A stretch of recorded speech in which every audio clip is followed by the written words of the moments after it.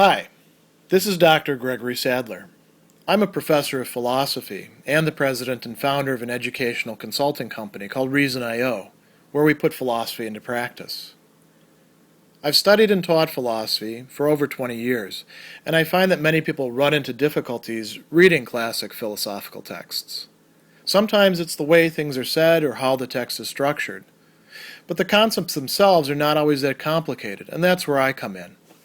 To help students and lifelong learners, I've been producing longer lecture videos and posting them to YouTube. Many viewers say they find them useful. What you're currently watching is part of a new series of shorter videos, each of them focused on one core concept from an important philosophical text. I hope you find it useful as well. In Politics Book 1, Aristotle sets out a set of relations of origin between the family or the household all the way up to the city-state, the political community, the polis.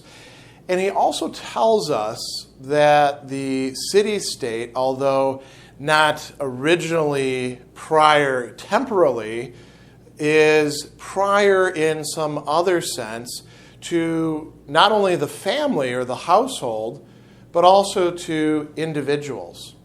So how does he trace out this connection or a set of relations between these different levels going all the way up to the greatest community for him, which is the political community? We have to begin with the household, the oikos. The word that we actually get economy from is oikonomike, household management, which he's also going to discuss in this book of the Politics. And Aristotle says that the household has its origin in something that is natural and goes beyond human nature to encompass all sorts of other animals and even plants where there's sexual dimorphism. That is, where reproduction takes place by having two sexes which need each other in order for reproduction, and which in the case of animals, including us human animals, there's a certain natural affection or at least desire for engaging in that.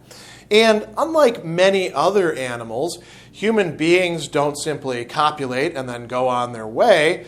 They form a larger unit. And this is a very important idea for Aristotle. The family or the household is a whole composed of parts. In this case, at the very beginning, the part is a man and a woman. And then, of course, they're going to have other parts because they're going to produce children. And there'll be yet other parts as well. The meaning of their existence exceeds that of their individual existence by that relation within this whole, this greater unity. Or as Aristotle's going to call it, a koinonia, a sharing, a partnership, a community. And the household as such starts to become bigger in terms of having children. Now you have a different relation. Aristotle doesn't view sexual relations or gender relations as inherently egalitarian. He places the man higher than the woman, but he says that it has to be something, it can't be a despotic rule. It has to be something like an aristocratic rule in some places, he says, or a political rule in other places. But the relation between them and children is itself already a new complexity. So within the household, you have those two things going on. And then we have a third dimension, which is that of the relation of free people or masters and slaves or servants. These are the people who are ruled, who are put to work. And Aristotle has an entire discussion about the ethics of slavery, which we're not going to get into here. Suffice it to say that within his model, there's going to be all sorts of things or persons, including among those things, animals, which are used for their labor, which are directed by, say, the head of the household or by the household manager, which Aristotle envisions usually as being the task of the woman, the wife, unless it's delegated to a steward. So all of these are part of a greater whole. And what is the purpose of this? In the case of male and female, they want to get it on, and then they want to take care of their children. But why have servants? Well, because the goal is to, by associating into this larger framework, to take care of life, to live better. It's not yet to live the best life. That's reserved for the level of the polis. But it is to live better. It is to live more securely. The servant or slave, you might say, what are they getting out of it? Aristotle actually makes an argument that at least in some circumstances, there are some benefits to the servant or slave. It's better for them to be part of a workable unit rather than off on their own, mismanaging their own affairs. And we don't need to worry about the ethics of that right now.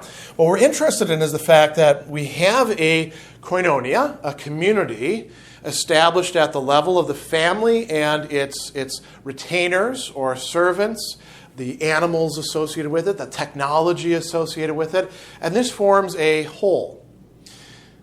Some people view that as sort of the primary whole of a human being, and they think either in terms of individuals or they think in terms of families. Aristotle goes further. Aristotle thinks that this is not yet sufficient, although many people do in fact live like that in small bands out there wandering around as nomads or things like that. And he does talk about the nomadic lifestyle. Before we get to the level of the polis or the city-state, think about the city of Athens or the city of Sparta or Corinth, we arrive at an intermediary level of community that he calls the kome, and we translate this as village. Here, there are more needs, more human needs, that are being met than within the household. Although, notice that the kome is composed of households. And Aristotle actually says that in its beginning, you might think of the village as sort of a colony from the household. An oikos, literally a leaving the house and setting up a new house over here. So you get enough of that going on, and now there's a greater level of association, of community, of koinonia, of sharing. And now you might think about sharing certain tasks like that of mutual defense, or figuring out if you need to make a road go somewhere, or associating for some religious rituals or trade or things along those lines. These people are all connected to each other. And there's a greater degree of self-sufficiency in the village than there is in the household, according to Aristotle. So the natural progression is to first have households and then to develop villages, new forms of association. Then we go to a yet higher level, and this is the one that Aristotle is most interested in, quite frankly. The book is called The Politics. It's not called the household or the village management.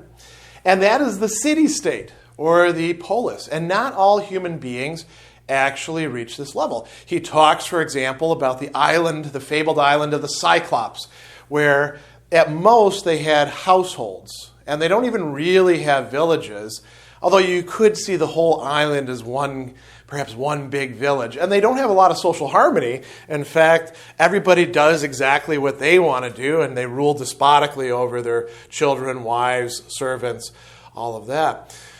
Why do we associate into city-states? Is this something irrational that just happens? You plunk a village down over here and another village, and boom, you've got a city-state. In point of how it actually comes about, that there may be something to that.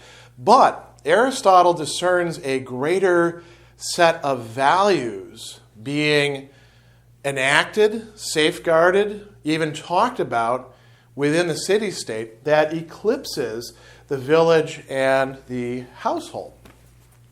Why is it that we form a city-state? So part of the reason is that it satisfies greater demands or requirements, needs of human nature. Things that we may not, in fact, be completely aware at the start that we do, in fact, desire or need, but are there, implanted within us. Aristotle frames this in terms of no longer just securing life, but securing the good life, to eudzein, to live well, as opposed to merely living. So this is a very important idea there. And he tells us that the city-state is also much more self-sufficient because it has a greater level of complexity, also because it involves a different kind of governance or rule, which may include hearing from many other people and many interests, that it's going to be better capable of taking care of itself. It's also more self-sufficient in terms of dealing with other rival city-states or perhaps other peoples who are still at the level of the come, the band, or the village. But that's not its main point. He says, here it has attained the limit of virtually complete self-sufficiency. While it comes into existence for the sake of life, it exists for the good life. And this is where we get to a very interesting idea on Aristotle's part. He talks about the city-state being naturally prior. Now, this does not mean that it's historically prior, as if first there's city-states and only then do individuals exist or households or anything like that. That's clearly not the case. However, the meaning of human existence and the capacity to realize what the nature or the point of an individual life or the existence of the household or even the village lies within the city-state. And this provides it with a certain kind of priority, a priority of value or meaning, you might say. So he goes on and he tells us, here we go. It's clear the state is prior by nature to the individual. Why? Because the individual, when separate, is not self-sufficient. The individual is not self-sufficient. That's why we have households. That's why we have villages. And all the more so, city-states. He says he must be related to the whole state as other parts are to their whole. A person who is incapable of entering into partnership, or who is so self-sufficient, who has autarky, that they don't have to do so, he says, really has no part of a city-state. And a person like that, he holds out two possibilities. Either they are a god, they're so far beyond the rest of us that it's no longer necessary, or they are a brute animal, incapable of entering into the fullness of these different partnerships. So it's within the polis that we human beings can find our greatest fulfillment. And the polis is composed of parts, all the way down to individuals. There are other ways, of course, of parsing out the polis. When you read later in the Politics, you'll see Aristotle talking about parts in terms of, say, the rich and the virtuous and the many, or also in terms of the institutions within the city-state. But this is also another important way to think about it, because we do tend to find ourselves within households to some degree, and then smaller level associations, and then larger political associations. So this is an attempt for Aristotle to sketch out a very rudimentary set of relations between these different levels of human association or community.